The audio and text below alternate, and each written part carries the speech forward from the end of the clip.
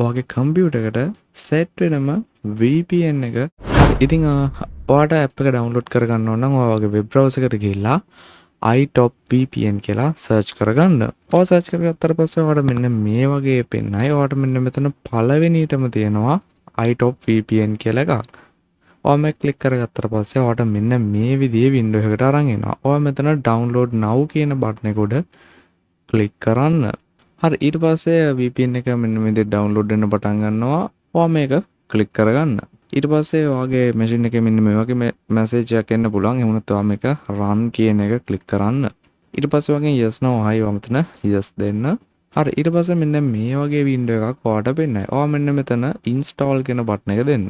ඊට පස්සේ ඔයා මේක yes I agree කරලා මෙතන install දෙන්න. ඊට පස්සේ ටිකක් වෙලා යනකොට මේක install වෙන්න පටන් ගන්නවා. ඊට පස්සේ මේක automatically මෙන්න මේ විදිහට close වෙනවා.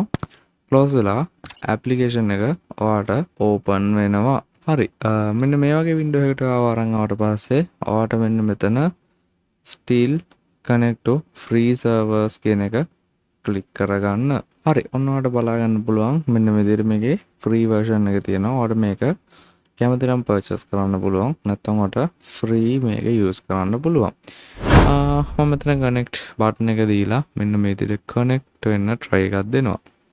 හරි, ඔන්න මාව ෆ්‍රාන්ස් වල තියෙන සර්වර් එකකට auto connect වුණා. හරි, ඒ වගේම ඔයාට VPN එක use කරලා ඉන්නට පස්සේ VPN එක disconnect කරන්න ඕන නම් ඔයාට ගොඩක් lazy ක්‍රමයක් තියෙනවා. ඔයාට මෙන්න මේ උඩ තියෙන bar එකේ මෙන්න මේ switch එක off කරන්න පුළුවන්.